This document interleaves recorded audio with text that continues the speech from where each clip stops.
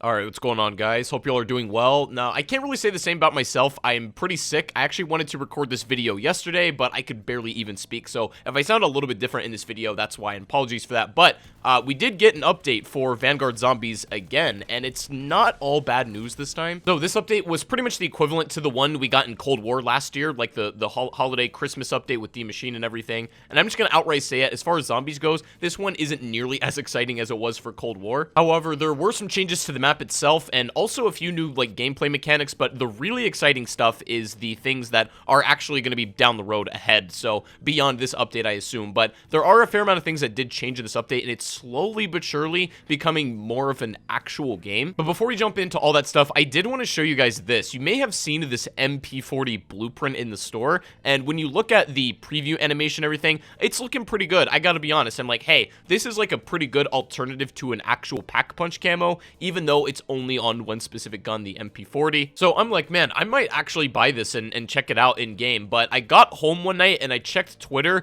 and my god, I'm glad I did not purchase this bundle. And the reason I'm saying this is because I don't want you guys to get almost rug pulled as well. Looking at the display or the preview and you're like, hey, that's actually not bad. But then when you look at it in game, this is literally what it looks like. And this image right here is actually the best picture I could find of it, the most flattering one. But even then, it's not great. And there are some absolutely criminal ones. So yeah, just wanted to bring that up as a quick PSA before we get into the zombies changes, just so you guys don't end up getting rugged almost like I did. Honestly, I don't even know how that got approved or passed. That's like borderline false advertising, so I literally have no idea. But I would say do not purchase this bundle because it's like $20 or something, and I think your time and also your money is best spent elsewhere. But as I've tried to make it clear, I'm not here just to take a huge dump on the game for everything they do, but I do want to keep it objective, and if there is something that I don't particularly like, I think, or is scummy, then I am going to call it out. Anyways, with this Halloween update, I want to contrast it a little bit with when we got Cold Wars, where every single zombie had like a Christmas hat on, and mechanically you could kill zombies and they had the chance to drop presents that could be like literally anything in the game. You get a Raygun, some extra scrap, armor, whatever it is. In this particular update in Vanguard, we don't even really have that. The zombies themselves aren't even dressed up in like Christmas attire, except for the, you know, machine gun boss enemies. They do have like a Santa hat on, but that is literally it. Also, you may have noticed that all of the like playable locations, including the ones attached to the main hub of Duranfang, aren't even like Christmas decorated out. It's literally just the central hub. Shinonuma doesn't look any different visually. The one windmill area doesn't look any different either, which is rather disappointing. At least in Cold War, you know, it was one map and fair enough, but at least all of it was decorated, even like the underground parts. So I am going to honestly kind of be disappointed in that a bit. We got the roadmap for this like particular holiday update, and I can't make this up. They literally couldn't even be bothered to put zombies at all on this roadmap. They did eventually reply to this with a tweet saying that, yeah, of course zombies will be getting the holiday update as well, but it's like it was just pretty much an afterthought and wasn't even part of the main content. So, but within this little roadmap here, we got the announcement that they're putting Krampus into both Warzone and multiplayer, I believe, and this is just like prime example of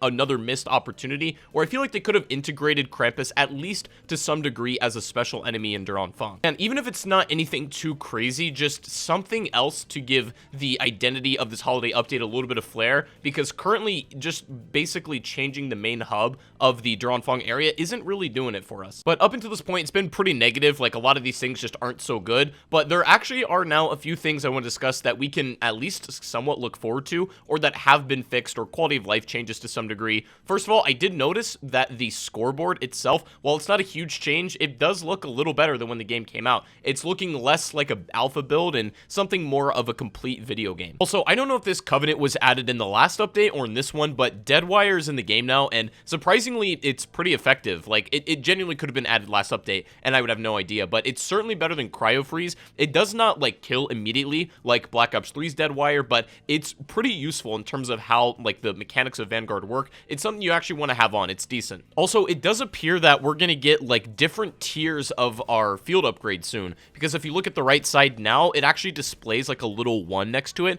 and you might say, well, that's just, like, the use counter. That's on the far right side. Once you use it, that'll go to 0, but there's just, like, a little dash right on the right side, and it's actually the same exact icon that's used on the Pack-a-Punch tier of, like, what marks on your weapon. So I can only assume this means at some point, this is setting up the infrastructure where hopefully in the next update, like, we can actually upgrade these somehow in-game. game. I suppose time will tell. I feel like we'll hear about that in the next update, what they're doing with the field upgrade system, and hopefully we even see the ones in Cold War that didn't get added on day one. Those get implemented somehow too. But also, speaking of gameplay updates, Juggernaut got a huge buff. A lot of you guys will know that during high rounds before this update, you could literally lose your armor and get 2 hit downed, which doesn't sound like a bad idea. You might say like, hey, that's how Black Ops 2 and Black Ops 1 used to work, and that's totally fair enough, but the speed at which zombies move in this game does not really make for a fair gameplay system for a 2 hit down. It doesn't make a lot of sense in Vanguard, and I was never really a fan of that. So pre-patch Juggernaut used to give you a maximum of 200 HP and now gives you 300. So even if you lose your armor on really high rounds where, you know, zombies are dealing tons of damage, you won't at least get 2 hit down anymore. It'll be a little more forgiving, but I guess at this stage in the game, anything helps. Now, this is actually where things start to get a bit more exciting, and I didn't put the Raygun in the thumbnail for nothing. I want to give a big shout out to Nanakos over on Twitter for getting into the game files and discovering this, but the Raygun has literally been found in the code. We don't have any like images obviously, or we can't get it in game. We have weapon PI Raygun, and the description is a powerful weapon from a different time and universe. So I mean, there it is. It's quite literally exactly what we think it is. Can't help but think that they always intended to have the Raygun in Vanguard Zombies, but like because this game was just incomplete on launch, simply didn't have enough time. Like there hasn't been a zombies experience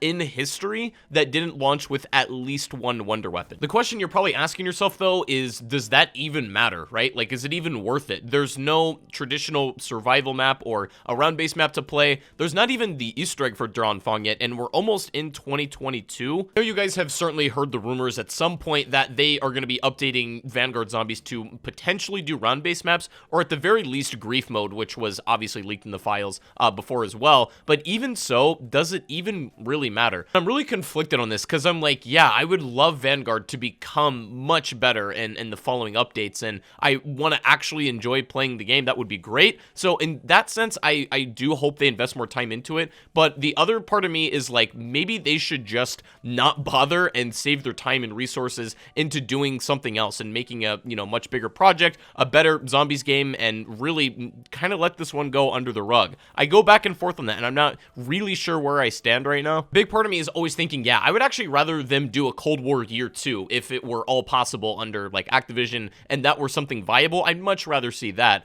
but I understand that if Vanguard is going to get better, it's going to need some work put into it. So I'm not really sure if I'm one of those guys that's for them like just completely abandoning the game, because I don't think that's a good solution either, but clearly something's got to change. It looks like this is a pretty big fork in the road, at least for COD, and they've got to figure something out. Like there needs to be a drastic change in direction for this to be set back on the right path. And again, like you guys know me, I basically have a vested interest in wanting zombies to be good, but this game currently right now, even with all its new additions and changes within this last update or even before, they're great, sure, but they're not enough. I said it in my first ever Vanguard video, and I still hold by it to this day. Like, if you haven't purchased the game yet, even right now, it's still not worth doing. Perhaps in a few months, and maybe around the time of like season 4 or 5, it will be at a point where it's like passable or, you know, to some degree more playable, and there's something to offer. But currently, with no like actual confirmation of what they're taking the direction of the game in, like if they're doing round-based maps or